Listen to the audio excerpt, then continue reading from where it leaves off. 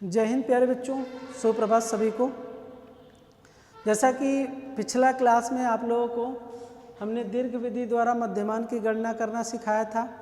आज आप लोगों को मैं दूसरा जो मेथड है वो बताऊंगा, संक्षिप्त विधि द्वारा मध्यमान की गणना करना या फिर शॉर्टकट मेथड द्वारा हम लोग मध्यमान की गणना करेंगे।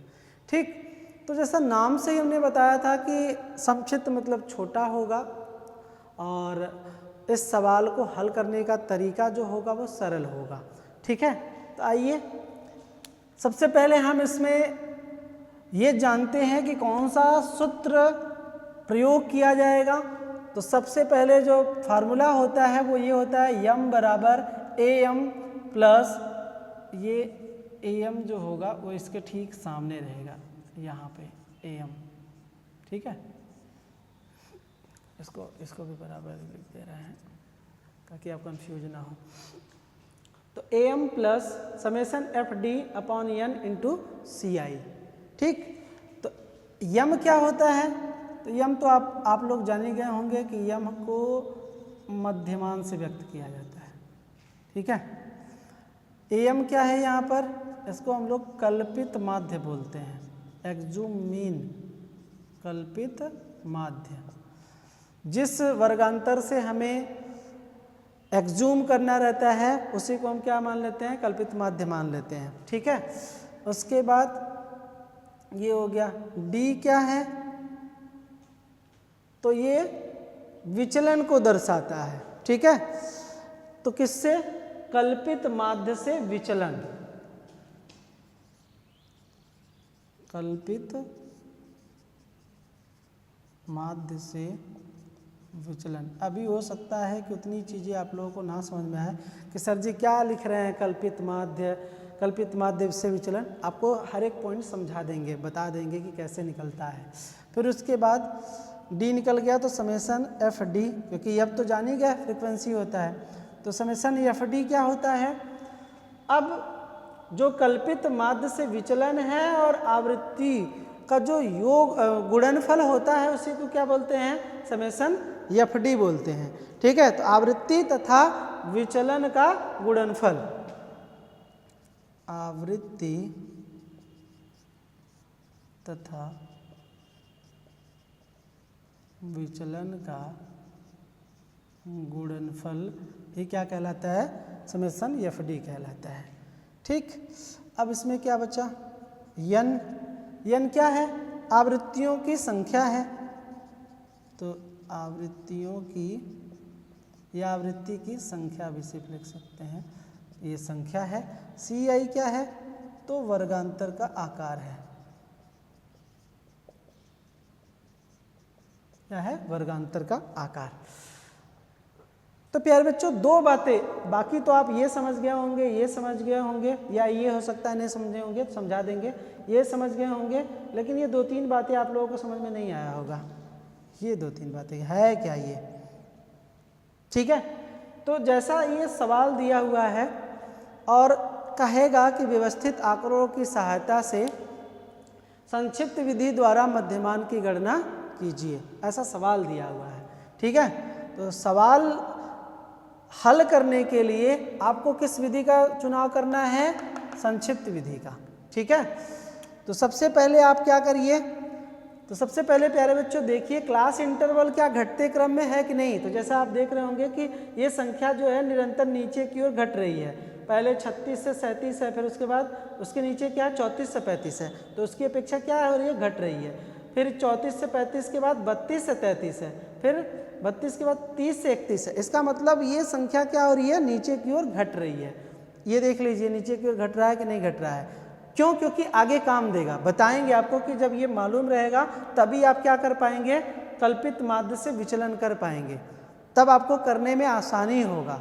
ठीक है, फिर उसके पश्चात आप क्या कर लीजिए, जब ये चेक कर लिए कि घट रहा है, अब उसके पश्चात आप जो फ्रिक्वेंसी दिया हुआ है फ्रिक्वेंसी को क्या कर लीजिए? ऐड कर लीजिए, ऐड कर लीजिए। तब आपको ऐड करेंगे तो क्या मिल जाएगा? यन मिल जाएगा, जो फार्मूले में कह रहा है यन। तो 5 3 8, 8 4 12, 12 4 आपका 16, सॉरी 12 6 18, 18 2 20 और 20 4 24, 3 1 4 हो गया 24। ठीक है, एक बार फिर से देख लेते हैं। 5 3 8, 8 और 4 12, 12 6 18, 2 20, 21, 21 4 23 और 24। ठीक है, ये 24 हो गया। अब आपको सवाल में क्या करना है प्यारे बच्चों, एक जो मीन मानना है ना, कल्पित माध्य मानना है। तो कल्पित माध्य जो माना जाता है प्यारे बच्चों, बीच में माना जाता है। बीच की संख्या या बीच का जो वर्गांतर होता है, ये बीच का जो वर्गांतर होता है उसी को हम लोग क्या मान लेते हैं, कल्पित माध्य मान लेते हैं। वैसे तो आप स्वतंत्र हैं, आप कल्पित माध्य कहीं भी मान सकते हैं, आप सवाल को हल कर सकते हैं, लेकिन बीच में हम लोग मान करके सवाल को हल करना ज़्यादा सुटेबल समझते हैं। ठीक है, आसानी पड़ती है। तो अब कल्पित माध्य मानने के लिए आपको क्या निकालना पड़ेगा, मध्य बिंदु निकालना पड़ेगा।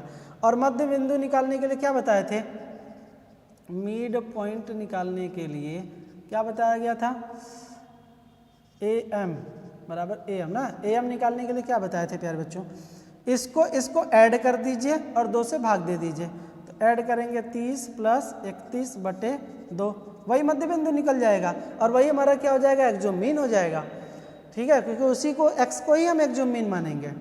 ठीक है, और वो क्लास वर्ग कहलाएगा। तो अब कितना हो गया, 61 हो गया ना, बटे 2, 2 3 6। ठीक है, और उसके पश्चात बचा 1, भाग जाएगा नहीं, पहले 0 बढ़ाएंगे, फिर उसके बाद दशमलव लगाएंगे, फिर 0 बढ़ा देंगे, कितना हो जाएगा 10, तो 2 × 5 = 10। तो अब यहाँ पर हमारा एक्सोम मीन हो गया, जो AM बराबर कितना लिखेंगे, 6 को थोड़ा इस साइड लिख दे रहे हैं, कितना हो जाएगा 30.5। तो अब हमारा एक्सोम मीन कितना हुआ, 30.5। अब प्यारे बच्चों, अब देखिए हम विचलन करेंगे। एक्सोम मीन तो निकल गया, तो अब आपको समझ में आया कल्पित माध्य क्या है। कल्पित माध्य जिससे हमें एक्सोम मीन करना है, तो एक्सोम मीन किससे करना है, इससे करना है, तो यही क्या कहलाएगा, कल्पित माध्य कहलाएगा। अब D निकालेंगे, तो D निकालने के लिए कह रहा है क्या, कहाँ गया D, कल्पित माध्य से विचलन। तो इसको विचलन करेंगे कैसे, तो विचलन करने के लिए फार्मूला होता है x - AM बटे 2। ठीक है, तब D निकलता है। तो अब मान लीजिए कि इसी से आपकी किताबों में जो दिया रहता है, कहता है कि हम बीच को क्या करेंगे, एक्सोम मीन मान लेंगे और उसके ठीक सामने 0 कर देते हैं, और उसके ऊपर क्योंकि संख्या ऊपर बढ़ा हुआ है तो इसलिए हम क्या कर लेते हैं, +1 लिख देते हैं, +2 लिख देते हैं, +3 लिख देते हैं। और उसके नीचे क्योंकि घट रहा है तो क्या करेंगे, -1 लिख देते हैं, -2 लिख देते हैं, -3 लिख देते हैं। बस ऐसे ही आपके किताबों में समझा देता है, लेकिन विचलन कैसे किया जाता है आपको पता होना चाहिए। ये D निकलता कैसे है ये आपको मालूम होना चाहिए। तो प्यारे बच्चों देखिए, मैं आपको 1-2 समझा दे रहा हूँ, बता दे रहा हूँ कि एक्सोम मीन कैसे निकलता है। ठीक है, सॉरी D कैसे निकलता है, कल्पित माध्य से विचलन कैसे होता है। तो जैसे मान लीजिए कि अब आपका x जो यहाँ पर है वो कितना आएगा, तो x लगभग आप देखिए, तो इसका अगर जोड़ करके निकालेंगे तो इसका आ गया 30.5। तो अगर इसी का बताएं तो x कितना है, x आपका 30.5 आ गया D निकालने के लिए। तो x की वैल्यू पे कितना रखेंगे, 30.5 रखेंगे। फार्मूला कह रहा है माइनस में क्या, एक्सोम मीन कितना माने हैं, तो ये भी 30.5 है, तो 30.5 बटे 2, ये कितना आ गया 0, 0 बटे 2, इसका मतलब ये 0, इसीलिए हमने इसके ठीक सामने क्या लिखा हुआ है, 0 लिखा है। बात समझ में आया। अच्छा, जैसे दूसरा देखिए, पहले इसका x निकाल लेते हैं, इसका x, तो इसका x निकालेंगे तो कितना आएगा, जैसे हमने 32 को जोड़ा प्लस 33 को जोड़ दिया, बटे 2 कर दिया, इसका मध्य बिंदु निकल जाएगा ना। तो ये हो गया आपका कितना, 65 हो गया, 65 2 से भाग देंगे, कितना आ जाएगा, 2 3 6, 2 दूना 4, तो 32.5 आ गया। तो अब देखिए यहाँ से जब हम इसका निकाल रहे हैं विचलन, तो अब देखिए हम क्या, x निकल गया हमारा कितना, 32.5, समझ में आ रहा है प्यारे बच्चों ना। तो अब इसका देखिए मध्य बिंदु क्या निकल गया, 32.5, और एक्सोम मीन कितना माने, 30.5, तो 32 - 30.5 बटे क्या करेंगे, 2 कर देंगे, ना, तो कितना बचा 2.0, क्योंकि 5 में से 5 गया 0, और 32 में से हम 30 घटाएंगे कितना आएगा 2 आएगा। अब 2 से भाग देंगे तो कितना आ जाएगा 1 आएगा। 1 किसका? प्लस का, तो इसीलिए हमने क्या लिखा हुआ है, इसीलिए हमने +1 लिखा हुआ है। ठीक, अब जैसे मैं इसका कह रहा हूँ कि इसका आ जाएगा प्यारे बच्चों 34.5 मध्य बिंदु आ जाएगा, तो यहाँ पे 34.5 में से -30.5 करेंगे तो कितना आएगा 4 आएगा, बटे 2 से करेंगे भाग देंगे तो 2 दूना 4, इसीलिए 2 आ गया। ठीक, अब इसका मिड पॉइंट क्या आएगा, एक्स वैल्यू या मध्य बिंदु कितना आएगा 36.5, तो यहाँ पे 36.5 रख देंगे, -30 जो एक जो मीन है वो तो रखेंगे ही, तो कितना आ जाएगा, घटाएंगे तो 6 आ जाएगा। ठीक है, 6 में 2 से भाग देंगे तो कितना आएगा 3 आ जाएगा, तो इसलिए +3 रखा गया है। अब जैसे हम इधर चलते हैं नीचे, तो यहाँ पर मध्य बिंदु कितना आएगा 28.5 आ जाएगा, तो 28.5 यहाँ पे समझिए 28.5 की है, यहीं पे बता दे रहे हैं कि 28.5 माइनस एक जो मीन कितना है ये माना गया 30.5 निकला हुआ जो मध्य में है, बटे 2। तो अब देखिए यहाँ पर क्या आएगा, माइनस का आएगा वैल्यू, माइनस का 2 आएगा, तो माइनस का 2 आएगा, भाग देंगे तो क्या आएगा माइनस आएगा, तो ये भी माइनस का आ गया। इसलिए फिर इसका मध्य बिंदु 26.5, तो 26.5 में से जब 30 घटाएंगे तो 4 ही आएगा ना, लेकिन माइनस का आएगा क्योंकि 30 की वैल्यू ज़्यादा है और 26.5 कम है, तो माइनस का आएगा। तो इसलिए यहाँ पर अब देखिए, तो जब भाग देंगे तो माइनस का 2 आएगा, इसी तरीके से इसका निकालेंगे तो माइनस का 3 आएगा। तो प्यारे बच्चों इसलिए हमने क्या किया, अब इतना निकालने आप नहीं जाएंगे, बस ये जान लीजिए किसी, मैं आपको सिर्फ बता रहा हूँ कि निकलता कैसे है ये। आप तो बाकी क्या करेंगे, डायरेक्ट डी लिखेंगे और मध्य में क्या मानेंगे, एक्जुमिन जो आया रहेगा डाटा वो लिखेंगे, इसको मान लिया एक्जुमिन। फिर आप क्या करिए, आंख मूंद करके यहाँ पे 0 लिखिए और उसके ऊपर +1 2 3 जो भी है 4 5 तक लिखते चले जाइए, और नीचे -1 -2 -3 -4 ऐसे लिखते चले जाइए। तो इसीलिए बता रहे थे आप लोगों को प्यारे बच्चों कि सबसे पहले आपको क्या देखना है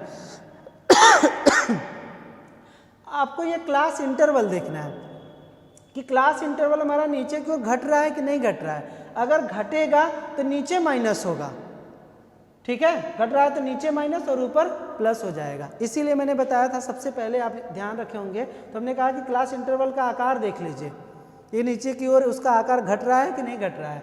तो अब समझ में आया कि डी कल्पित माध्य से विचलन कैसे होगा, वो इसी तरीके से होगा। तो प्यारे बच्चों जो कल्पित माध्य माने हुए हैं उसके ठीक सामने 0 लिखिए और ऊपर क्या करिए, आंख मूंद के +1 2 +1 +2 +3 +4 +5 ऐसे लिखते हुए चले जाइए, जहाँ तक संख्या है नीचे -1 -2 -3 लिखते हुए चले जाइए।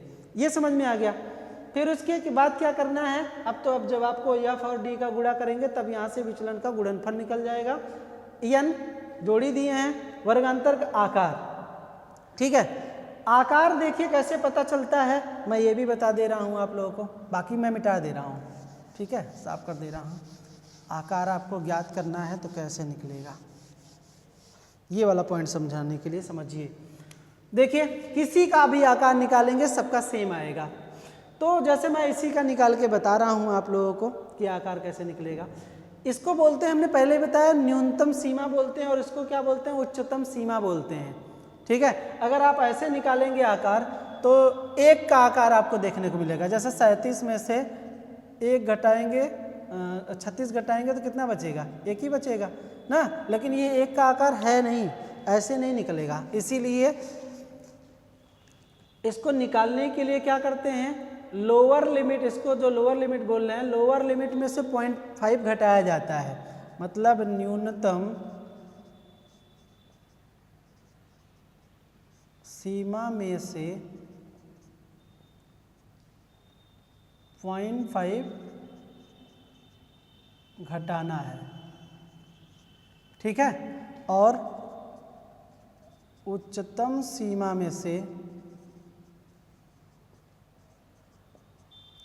0.5 जोड़ना है, ठीक है।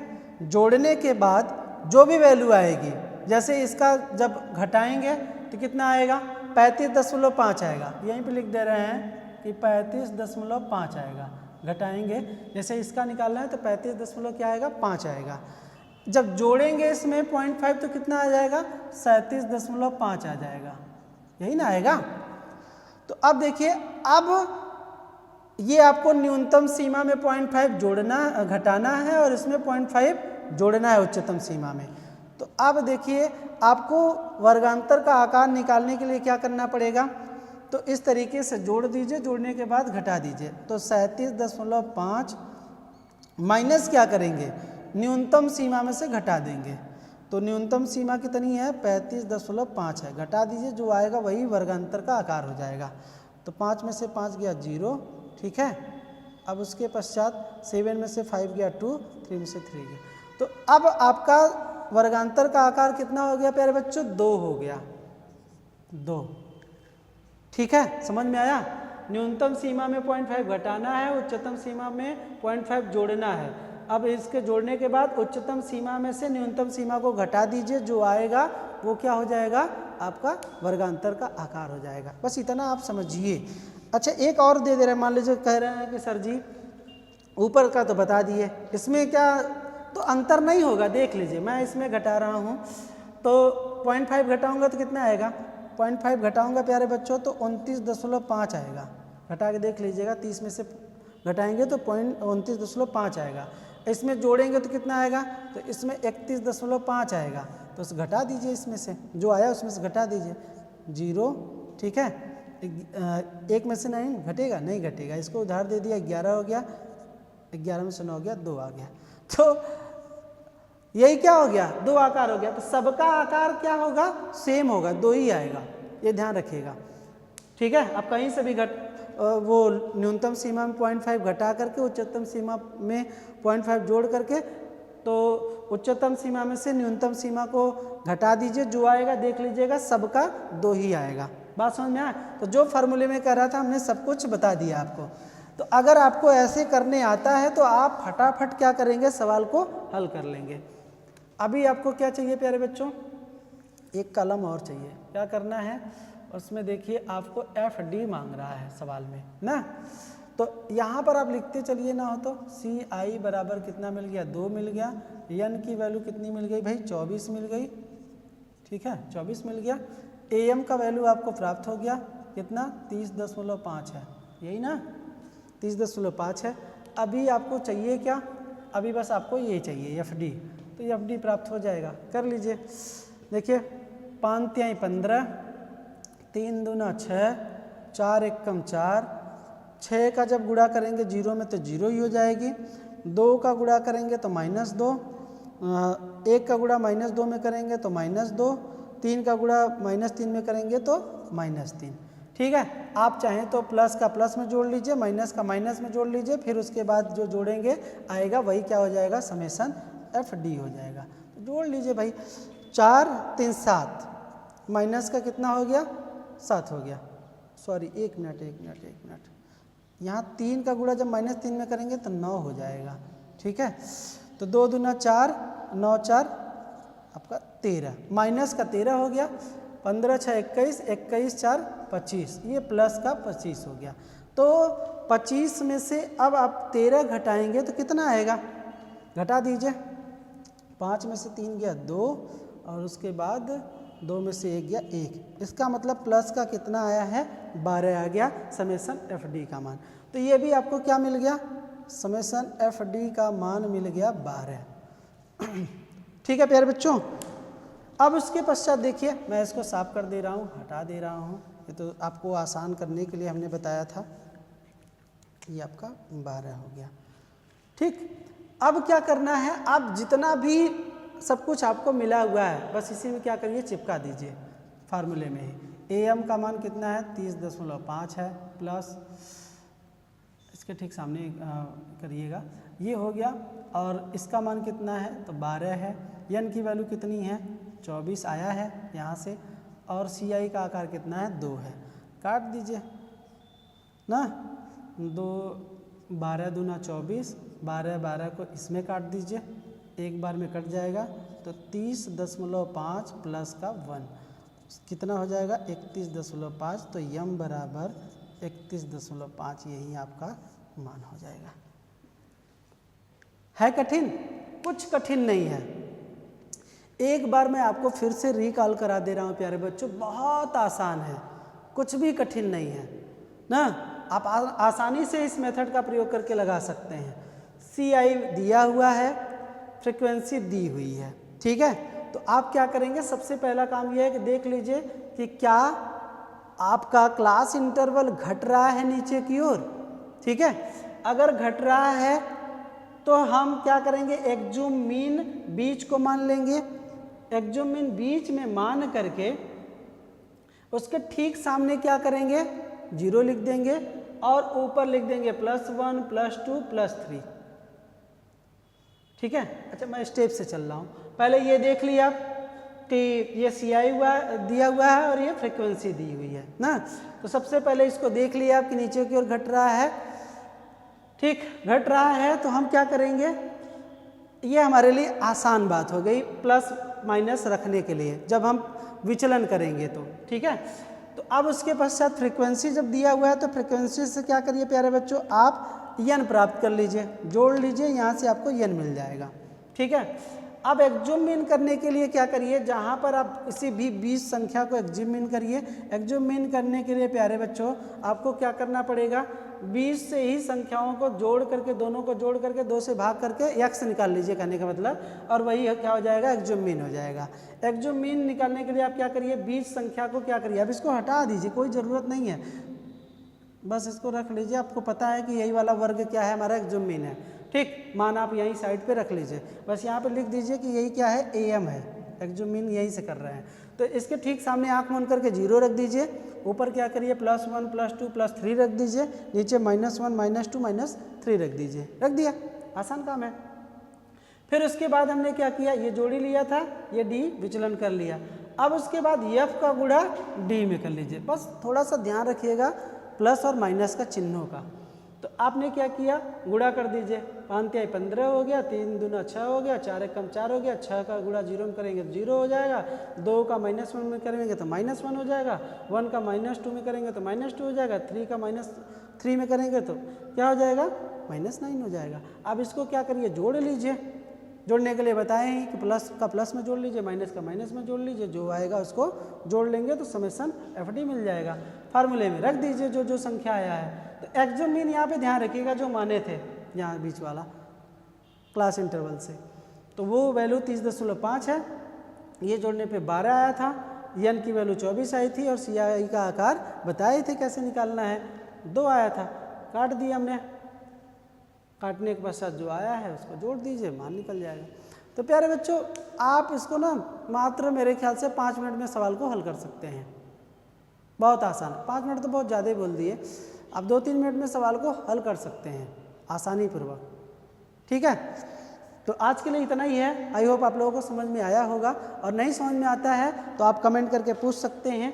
बस आप लोगों के लिए एक सवाल इसी में और ऐड कर दे रहे हैं, ठीक है। इसको साफ कर, पहले इसको उतार लीजिए, और उतारने के पश्चात इसी में मैं कर दे रहा हूँ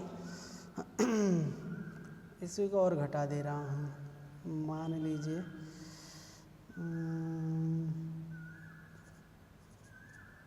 22 से करते हैं, 22 से 23, और कैलकुलेशन करने के लिए भी आसान रहे ताकि 1 रख दे रहे हैं, ठीक है। अब आप उतार ही लिए हैं, अब आपके सामने क्या है, सवाल क्या है, बस इतना ही है। ये हम हटा दे रहे हैं, सवाल आपके साथ ये है। अब इस सवाल को क्या करिए, लिख लीजिए और हल करके मुझे आंसर बताइए कि इसका आंसर कितना आएगा। तो आप लोगों के लिए ये जो सवाल है वो होमवर्क है प्यारे बच्चों, होमवर्क करके आप लोग आंसर कमेंट करके बताइएगा, ठीक है। धन्यवाद, आज के लिए इतना ही है। आप लोग सवाल को नोट कर लें।